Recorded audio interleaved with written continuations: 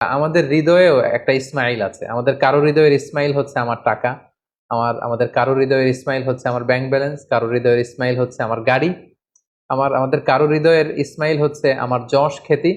আল্লাহ তাআলা দেখতে চান যে সব কিছুকে আমরা আল্লাহর ভালোবাসার বিনিময়ে স্যাক্রিফাইস করতে পারি কিনা, কোরবানি করতে পারি কিনা, আল্লাহর জন্য সবকিছুকে আমরা উজাড় করে দিতে পারি কিনা। এটাই হচ্ছে কোরবানির শিক্ষা। আমরা যদি আমার ছেলেকে বলি, আমাদের মেয়েকে বলি যে বাবা, আল্লাহ বলেছেন যে আল্লাহর সন্তুষ্টির জন্য আমি যেন ছুরি চালাই, তোমাকে জবাই করি, ফিনকি দিয়ে রক্ত বেরোবে এবং তুমি এতে মারা যাবে।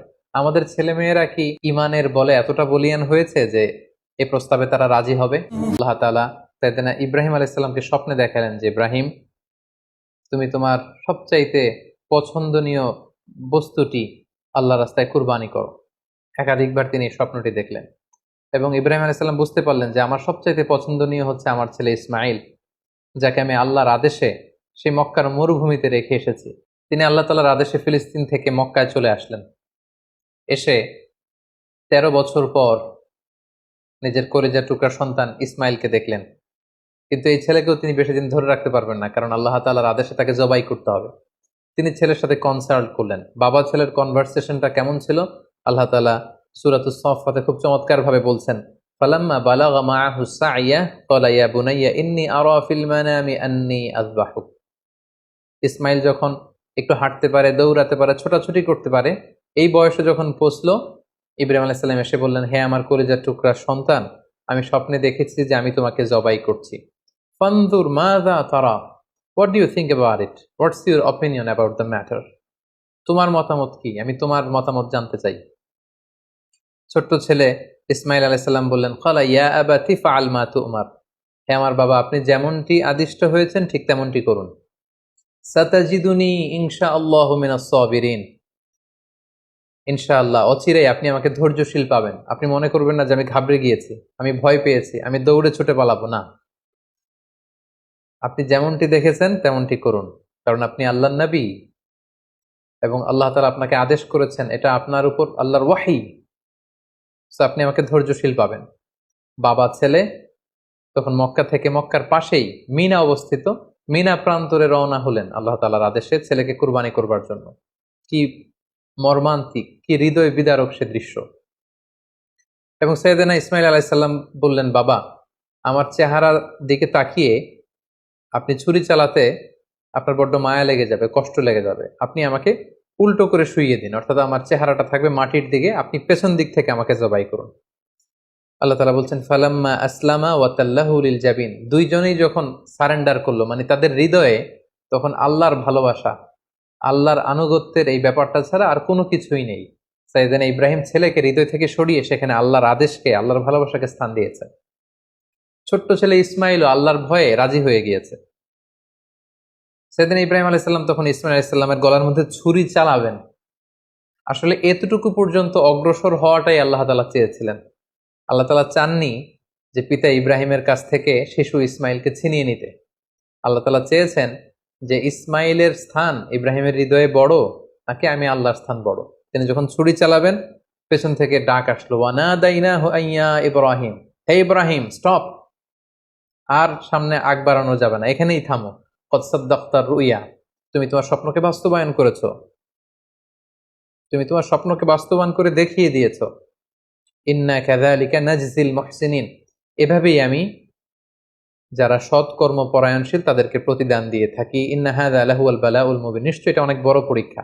এই বড় পরীক্ষাতেও তুমি বাপ বেটা তোমরা উত্তীর্ণ হয়েছো। ফাদাইনাহু বিযিবহিন আযীম, আল্লাহ তাআলা বলছেন জান্নাত থেকে একটা বকরি এনে, একটা ভেড়া এনে আমি ইসমাইলকে সরিয়ে দিলাম, ইসমাইলের জায়গায় ওই বকরি কুরবানি হয়ে গেল। আল্লাহু আকবার।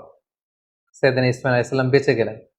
ওই যে মিনা প্রান্তরে সাইয়েদনা ইব্রাহিম আলাইহিস সালাম ছেলের বদলে বকরি জবাই করলেন, এই দৃশ্যটাও আল্লাহ তাআলার এত ভালো লেগেছে, কিয়ামত পর্যন্ত 10 জিলহজে গোটা বিশ্বের সব সামর্থ্যবান বিশ্বাসীদের জন্য এরকম জবেহ করা, স্যাক্রিফাইস করা, অ্যানিমালসকে স্লটার করা আল্লাহ তাআলা ওয়াজিব করে দিয়েছেন।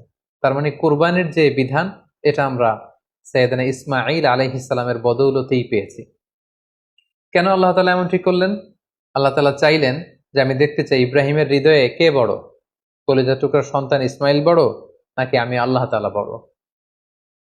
এখান থেকে আমাদের জন্য শিক্ষা হচ্ছে ইব্রাহিম আলাইহিসসালামের হৃদয়ে সবচাইতে পছন্দের জায়গাটা ছিল তার সন্তান ইসমাইল, কারণ ৮৬ বছর পর একটা সন্তান পেয়েছে। কত মায়ার জায়গায়, কত আদর এবং ভালোবাসার জায়গায় তিনি হৃদয়ে তাকে স্থান দিয়েছিলেন। আল্লাহ চেয়েছেন না ওই জায়গায় যেন আল্লাহর ভালোবাসাটা থাকে, এজন্য ইব্রাহিম আলাইহিসসালামের উপর সবচেয়ে বড় পরীক্ষা তিনি চাপিয়ে দিয়েছিলেন। সম্মানিত ভাই এবং বোনেরা, আমাদের হৃদয়েও একটা ইসমাইল আছে। আমাদের কারো হৃদয়ের ইসমাইল হচ্ছে আমার টাকা, আমাদের কারো হৃদয়ের ইসমাইল হচ্ছে আমার ব্যাংক ব্যালেন্স, কারো হৃদয়ের ইসমাইল হচ্ছে আমার গাড়ি, আমাদের কারো হৃদয়ের ইসমাইল হচ্ছে আমার যশ খ্যাতি। আল্লাহ তাআলা দেখতে চান যে সব কিছুকে আমরা আল্লাহর ভালোবাসার বিনিময়ে স্যাক্রিফাইস করতে পারি কিনা, কোরবানি করতে পারি কিনা, আল্লাহর জন্য সবকিছুকে আমরা উজাড় করে দিতে পারি কিনা। এটাই হচ্ছে কোরবানির শিক্ষা। এবার আমরা ওনার জীবনী থেকে কিছু লাইফ লেসন নেওয়ার চেষ্টা করব। সর্বপ্রথম যে লাইফ লেসনটি আমরা পাই সেটা হচ্ছে ইসমাঈল আলাইহিস সালাম ছিলেন আদর্শ সন্তানের নমুনা। আমরা সবাই নেককার সন্তান চাই। আমরা চাই আমাদের ছেলে মেয়েগুলো আল্লাহওয়ালা হোক, আল্লাহর যে কোনো আদেশ তারা খুব সহজে গ্রহণ করুক, মাথা পেতে নেক, এরকম সন্তান আমরা চাই। এরকম সন্তান যদি আমরা চাই তাহলে তাদেরকে ইসমাঈল আলাইহিস সালামের মতো করে আমাদেরকে গঠন করতে হবে।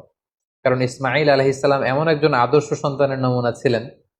সাইয়েদনা ইব্রাহিম আলাইহিস সালাম যখন তাকে বললেন যে বাবা, স্বপ্নে দেখেছি তোমাকে আমি জবাই করছি, তুমি কি বলো? তিনি এক বাক্যে বলেছিলেন, ইয়া আবাতি ফাআল মা তুমার। বাবা, আল্লাহ তাআলা আপনাকে যে আদেশ করেছেন আপনি তাই করুন, আপনি আমাকে ধৈর্যশীল পাবেন। ইমানের চেতনা হৃদয়ে কতটা গভীরে প্রথিত থাকলে একজন ছোট্ট ছেলে তার বাবার প্রশ্নের জবাবে এমনটা উত্তর দিতে পারে।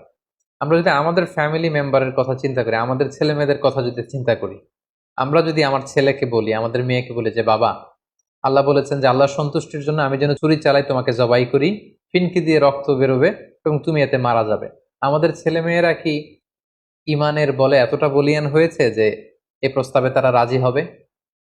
আমাদের কিন্তু এই বিষয়গুলো ভেবে চিনতে সামনে আগানো দরকার যে আমরা আমাদের ছেলে মেয়েদেরকে কি শিখাচ্ছি। আল্লাহর ভালোবাসা, রাসূলের ভালোবাসা, ইসলামের ভালোবাসাকে আমরা তাদের হৃদয়ে গভীর থেকে গভীরে আমরা প্রচিত করতে পেরেছি কিনা, এটা চিন্তার বিষয়।